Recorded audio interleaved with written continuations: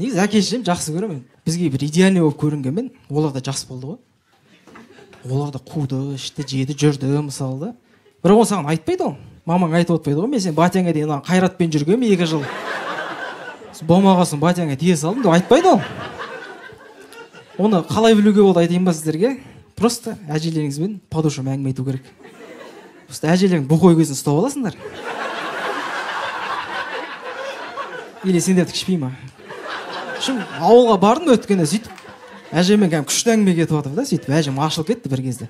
Бастайды әңгімесін, сен әкең кезінде қатты ішті ғой. Ойбай, атаң екеумізге көрсетпеген жоқ кәдімгі. Армиядан келген соң вообще басы қақпай қалды. Бір күн түн ортасында үйге бір қатынды алып келіпті, 2 баласы бар.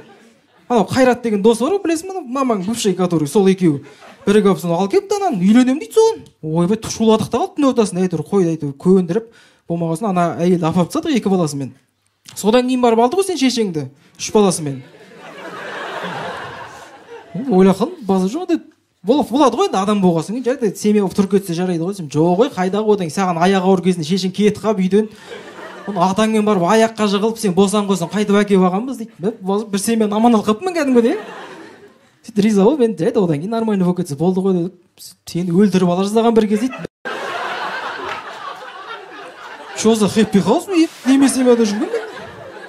Сосын әңгімесін аяқтады, қойшы әкең жынды болды, біреуді ұрып өлтіріп алып сотталып кетпесінші деп сен шешең үйлендіре салдық қой дейді. Мамама болмас онда.